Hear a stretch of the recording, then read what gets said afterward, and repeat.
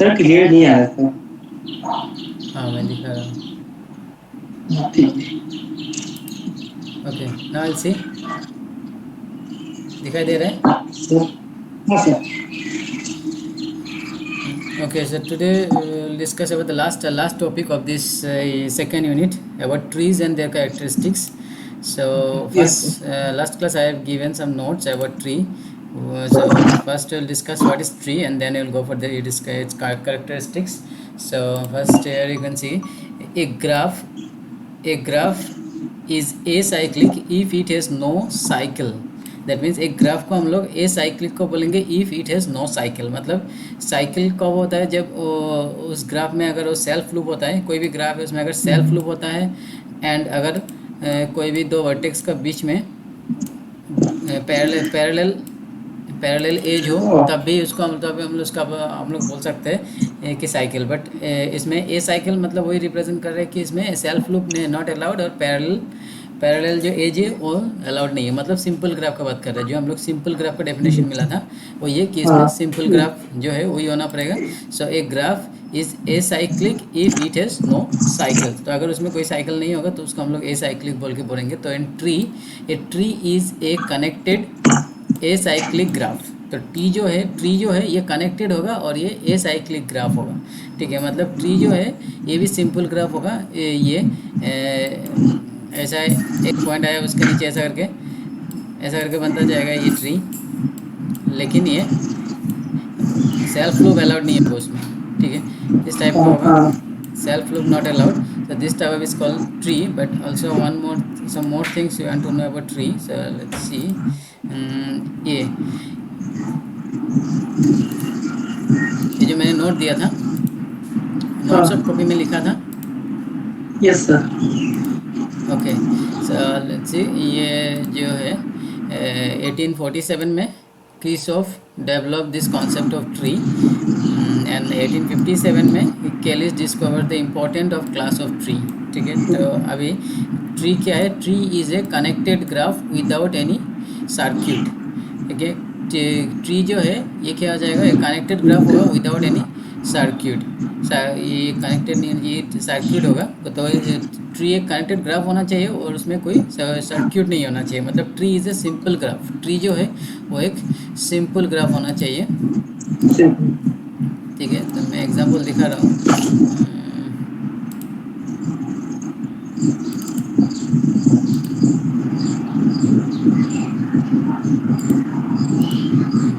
ये जो है ये example just like tree is a simple graph और a tree is connected acyclic graph. ठीक है, ट्री को तुम ये भी बोल सकते हो tree is a simple graph, और ऐसे भी बोल सकते हो कि tree is a connected acyclic graph, जो मैंने अभी भी बोला था।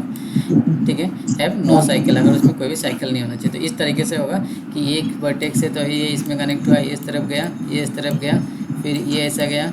ठीक है, तो तो इस तरीके से होगा इसका डायग्राम। तो इसमें जितना भी कोई भी दो वर्टेक्स के बीच में एक ही एज होना चाहिए, दो वर्टेक्स के बीच में। ठीक है, तो यही इसमें कुछ प्रॉपर्टीज़ जो है ट्रीज़ का, ये प्रॉपर्टीज़ है कि there is only one path between every pair of vertices in a tree. ठीक है, दो पेयर ऑफ वर्टेक्स के बीच में एक ही मतलब पाथ होना चाहिए, मतलब एक एज होना चाहिए, एक से ज़्यादा नहीं हो सकता है। ठीक है, ये है first condition. Then second, okay, so now ये हो गया first condition, first property. Second property की every edge in a tree is a bridge. Bridge का डेफिनेशन मैंने दिया था कि अगर कोई भी ऐसा एज को हम लोग ब्रिज बोलेंगे जिसको एलिमिनेट कर देने से वो जो डायग्राम है पूरा डिसकनेक्टेड हो जाएगा। ठीक है, तो इसमें भी देखो कोई भी एक ट्री को हटा दो, ट्री नहीं सॉरी, कोई भी एक ये लाइन को एज को हटा दो तो ये डिसकनेक्टेड ग्राफ बन जाएगा।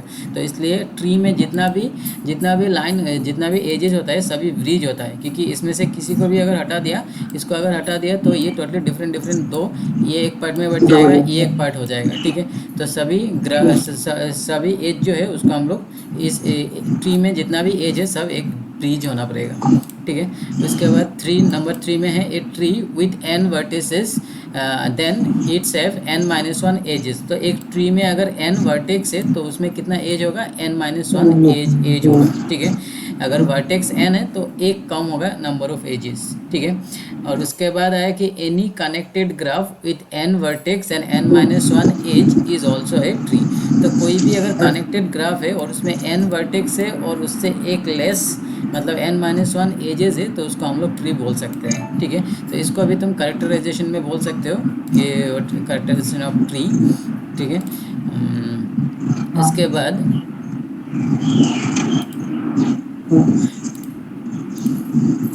ये एक हम लोग का बस ये है रूटेड ट्री, ठीक है। रूट चीज़ को बोलते हैं रूटेड ट्री। रूटेड ट्री जो है is a tree in which some node is distinguished as a root. तो ये रूटेड ट्री में क्या होता है, ये इज ए ट्री, ये ट्री होता है in which some node is distinguished as a root. Node मतलब पॉइंट, तो वर्टेक्स तो कोई एक पॉइंट को मतलब कुछ पॉइंट्स होगा जो रूट के तरह बिहेव करेगा, ठीक है। मैं एग्जांपल दिखा देता हूँ। फॉर एग्जांपल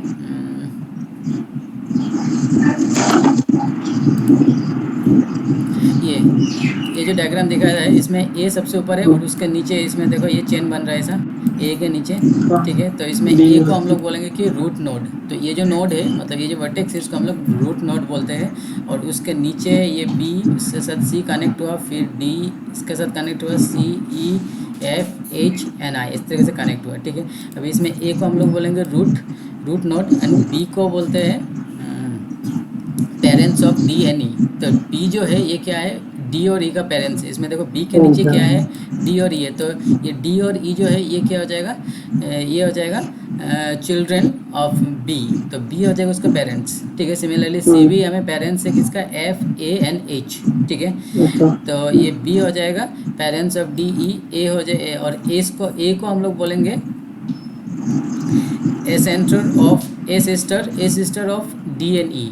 मतलब ये ए जो मतलब ए सिस्टर का डेफिनेशन क्या है, ए सिस्टर मतलब कि जो चाइल्ड है उसका जो पेरेंट्स है, पेरेंट्स के ऊपर जो रूट होगा, तो ये इसका पेरेंट्स क्या है बी और बी का ऊपर क्या है ए है। तो A is the ancestors of A sister of D and E, ठीक है।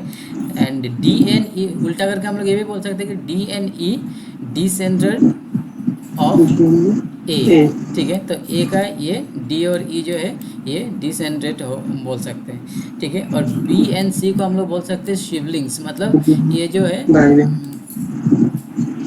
ये दोनों का देखो ये दोनों का पेरेंट सेम है इसलिए इसको सिबलिंग बोल सकते हैं। देखो ये भी इसका पेरेंट भी ए है, इसका पेरेंट भी ए है, तो दोनों सेम पेरेंट्स का है तो इसलिए हम लोग बोलते हैं इसको सिबलिंग मतलब हैविंग सेम पेरेंट्स, ठीक है।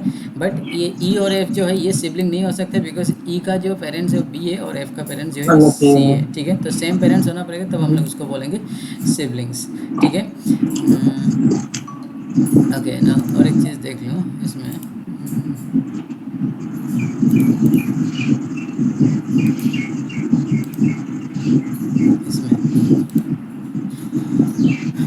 ठीक है। और एक है लिव नोट मतलब do not have any child. मतलब जिसका कोई भी चाइल्ड जिस नोट का कोई भी चाइल्ड नोट नहीं होगा उसको हम लोग बोलेंगे लिव नोट। जैसे कि ये डी के नीचे कोई भी नहीं है तो इसलिए डी जो है लिव नोट हो जाएगा। ई के नीचे भी कोई चाइल्ड नहीं है तो इसलिए ये भी लिव नोट होगा।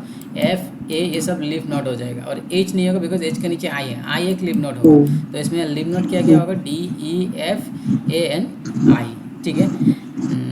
एंड ये बी सी एच को हम लोग बोलेंगे इंटीरियर नोड। ये बी सी और एच ये बीच में है तो इसको हम लोग बोलेंगे इंटीरियर नोड, ठीक है। और उसके बाद है कि हाइट किसी भी ये जो रूट है उसका हाइट हम लोग किस तरीके से डिस्कस फाइंड करेंगे कि length of largest path from the root to the leaf node. तो इसमें देखो सबसे ऊपर है रूट और सब मतलब रूट नोड और सबसे नीचे है लीफ नोड, ठीक है। तो ये दोनों के बीच में सबसे बड़ा जो पाथ है वही होगा उसका हाइट। तो इसमें देखो इसमें कितना पाथ है, एक कितना ये एज है 1 2, ठीक है। और ए और डी के बीच में, ए और ई का बीच में भी दो ही लाइन है। ए और एफ का बीच में दो ही है। ए और डी का इसका बीच में भी 2 है, ठीक है। बट ए और आई के बीच में देखो 1 2 3 है तो ये हो जाएगा हाईएस्ट। तो ये हो जाएगा हाइट 3, ठीक है। हाइट हो जाएगा 3, ठीक है। तो इस तरीके से हम लोग हाइट को निकालते हैं। और लेवल जो है, लेवल भी हम लोग लेवल अगर देना है तो ये रूट से स्टार्ट करके, रूट से जीरो लेवल स्टार्ट हो जाएगा, उसके बाद उसके नेक्स्ट पेरेंट में 1 लेवल, उसके बाद नेक्स्ट में 2, ऐसे करके चलता जाएगा स्टार्टिंग फ्रॉम 0। तो फर्स्ट रूट में 0 लेवल होगा, उसके बाद नेक्स्ट पेरेंट उसमें आ जाएगा लेवल 1, उसके बाद नेक्स्ट आएगा जो पेरेंट्स मतलब उससे आएगा लेवल 2। तो इस तरीके से लेवल भी कर सकते हैं, ठीक है। तो ये सब है इसका details about this root tree. Okay, now tree का ऊपर कुछ डिस्कस कैरेक्टराइजेशन जो है वो हम लोग डिस्कस कर लेते हैं यहाँ से। ये पीडीएफ में ग्रुप में दे दूंगा, उसमें से लिख लेना। सो ठीक है, अभी भी मैंने डिस्कस किया था इसके ऊपर कि एक graph is acyclic if it has no cycle and a tree is a connected acyclic graph, ठीक है। And any graph without cycle is a forest, मतलब कोई भी ग्राफ अगर ऐसा है जिसमें साइकिल नहीं है तो उसका हम लोग बोलते हैं forest. Thus the components of a forest are trees, and components, forest का जो कंपोनेंट्स होगा वो क्या बनेगा, ट्री बनेगा, ठीक है। अभी ये जो थ्योरम है इसमें देखो, the following statements are equivalent of a graph, तो ये जनरली कैरेक्टराइजेशन जो हम लोग बोलते हैं ट्रीज का। तो ये कुछ पॉइंट्स दिया हुआ है इसमें, तो ये सारा पॉइंट्स इक्विवेलेंट होगा, ठीक है। नंबर 1 क्या है, जी इज ए, अगर ट्री है, नंबर 1 बोला है कि जी एक ट्री है, तो जी अगर ट्री है तो ये कंडीशन सेटिस्फाई करेगा, उसका नीचे जितना भी कंडीशन आएगा। नंबर 2 में है कि every 2 points of G are joined by a unique path. ये अभी हम लोग देखा था कि ट्री में कोई भी 2 पॉइंट के बीच में एक एज होता है, तो इसलिए एक यूनिक पाथ होता है, ठीक है। कोई भी 2 पॉइंट के बीच में एक ही एज हो सकता है, एक से ज़्यादा नहीं हो सकते इन ए ट्री, ठीक है। तो ये आ जाएगा फर्स्ट। उसके बाद ये सब डायग्राम दिया हुआ है ट्री का, ये सारा ट्री का डायग्राम दिया हुआ है। देखो इसमें से किसी भी एक लाइन को अगर हटा दिया तो ये डिस्कनेक्टेड ग्राफ बन जाएगा। तो ये सारा है ट्रीज 8 पॉइंट्स, तो यूजिंग 8 पॉइंट्स डिफरेंट वे से ये ट्री बनाया गया है। देन नंबर 3 में दिया है, सी में क्या दिया है कि जी अगर ग्राफ जी एक ट्री है तो G is connected and P is equal to Q plus 1। तो पी इसमें क्या होता है, वर्टेक्स, और क्यू क्या होता है, एज।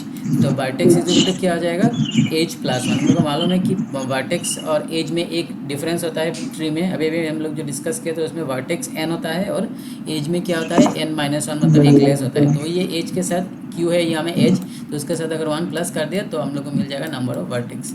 तो जी अगर कनेक्टेड है, जी एक ट्री है और अगर जी कनेक्टेड है तो पी इज इक्वल टू क्या हो जाएगा, क्यू प्लस 1 हो जाएगा, ठीक है। एंड जी अगर ए साइक्लिक है तब भी ये सेम कंडीशन सेटिस्फाई करेगा। तो एक ही चीज़ है, ए साइक्लिक होने से भी ये कंडीशन सेटिस्फाई करेगा, कनेक्टेड होने से भी ये कंडीशन सेटिस्फाई करेगा। And G is acyclic if any 2 non adjacent points of G are joined by a line x, ठीक है। G acyclic and if any non-adjacent points of G are joined by a line x, then G plus x are G plus x exactly 1 cycle। तो G plus x जो है ये exactly 1 cycle बनेगा। G एक a cyclic है और इसमें any non-adjacent points of G are joined by a line, जितना भी नॉन एडजेसेंट पॉइंट्स है उसमें अगर 2 नॉन एडजेसेंट, एनी 2, कोई भी 2 नॉन एडजेसेंट पॉइंट अगर जॉइन हुआ एक लाइन के थ्रू, और लाइन का नाम है एक्स, तो जी प्लस एक्स क्या बनेगा, एक एग्जैक्टली 1 साइकिल बनेगा, एग्जैक्टली 1 साइकिल बनेगा, ठीक है। तो ये चीज़ याद रखना होगा। And G is connected, G is connected and is not K P मतलब ये जो हम लोग ने पार्टीशंस दिखाया था, के पी नंबर ऑफ वर्टेक्सेस में, और पी जो है ग्रेटर देन 3 होना पड़ेगा। And if any 2 non adjacent points of G are join by a line then G plus x has exactly 1 cycle. तो इसमें भी ये कंडीशन सेटिस्फाई करेगा, बट इसमें क्या होना पड़ेगा, कनेक्टेड के लिए भी कंडीशन सेटिस्फाई करेगा but P should be greater than 3, ठीक है। बट ए साइक्लिक के लिए ऐसा कोई पी का कंडीशन नहीं है, ठीक है। नंबर 7 है कि जी इज़ K3 यूनियन K1 और K3 यूनियन K2, मतलब जी इज़ नॉट, जी जो है K1 यूनियन K3 नहीं हो सकता। K3 मतलब इसमें 3 वर्टेक्स होगा, K1 में 1 वर्टेक्स होगा, K3 3 वर्टेक्स, K2 में 2 वर्टेक्स, ऐसे देखो जो हम लोग पार्टीशन डिस्कस किया था। तो G is not the union of K3 and K1 और K3 और K2। P is equal to K plus 1 and if any 2 non-adjacent points of G are joined by a line x then G plus x has exactly 1 cycle। तो ये भी condition है। Now same condition है इसमें भी। तो अभी इसमें ये सारा का प्रूफ ये हमें दिया हुआ है, ठीक है। ये सेवन जो कैरेक्टराइजेशन है सारा का प्रूफ ये हमें दिया हुआ है। तो ये प्रूफ को कॉपी में लिख के एक बार देखना समझ में आ रहा है कि नहीं आ रहा है, ठीक है। अगर कोई भी डाउट है तो मुझे बोलना, तो मैं एक्सप्लेन कर दूंगा इसके ऊपर, ठीक है। लेकिन मेरे हिसाब से हमें टोटल डिटेल्स में दिया हुआ है, तो एक बार तुमको अच्छे से लिखने से इसको रीडिंग पढ़ने से समझ में आ जाएगा, ठीक है। तो हाँ इसको ट्राई करना। And every non trivial tree has at least 2 and points, ठीक है। जो भी नॉन ट्रिवियल ट्री होगा उसमें कम से कम 2 एंड पॉइंट्स तो होना पड़ेगा। तो ये भी एक डायग्राम है, ठीक है। उसके बाद सेंटर्स एंड सेंट्रॉइड, ये हम लोग का सिलेबस में नहीं है, ठीक है। तो नेक्स्ट हम लोग सिलेबस का नेक्स्ट यूनिट 3 को स्टार्ट करेगा। तो यूनिट 2 में इतना ही था, कैरेक्टराइजेशन ऑफ ट्री, ठीक है। कैरेक्टराइजेशन ऑफ ट्री के ऊपर था, ठीक है। और अगर सेंटर्स एंड सेंट्रॉइड बोलोगे तो ये यहाँ में दिया हुआ है। The eccentricity E V of a point V is connected graph G with maximum D U V, मतलब distance between U V for all U in G. The radius R G is minimum eccentricity of the points, and note that the maximum eccentricity is the diameter जो है वो maximum eccentricity होता है। और a point V is a central point if V E V is equal to R G, मतलब E V is equal to अगर R G मतलब radius of जी के साथ अगर ई वी हो गया तो ये हो जाएगा central points. And the centre of G is the set of all central points. तो जी का जो सेंटर है उसमें क्या आएगा, सारा सेंट्रल पॉइंट्स आएगा, ठीक है। तो ये चीज़ को भी थोड़ा देख के रखना, जनरली सिलेबस में तो मेंशन नहीं किया इसका ओपन, ठीक है। और इसमें एक कंडीशन है कि every tree have a centre consisting of either 1 points और 2 adjacent points. Every tree has a centre consisting of either 1 points, ठीक है। तो उसका जो ट्री का जो सेंटर है उसमें आइदर 1 पॉइंट हो सकती है, उससे कंसिस्टिंग ऑफ आइदर 1 पॉइंट्स और 2 adjacent points, ठीक है। Every tree has a centre consisting of either 1 points और 2 adjacent points। इसका प्रूफ भी दिया हुआ है, ठीक है। तो इसको भी कॉपी में लिख कर रखना है प्रूफ को।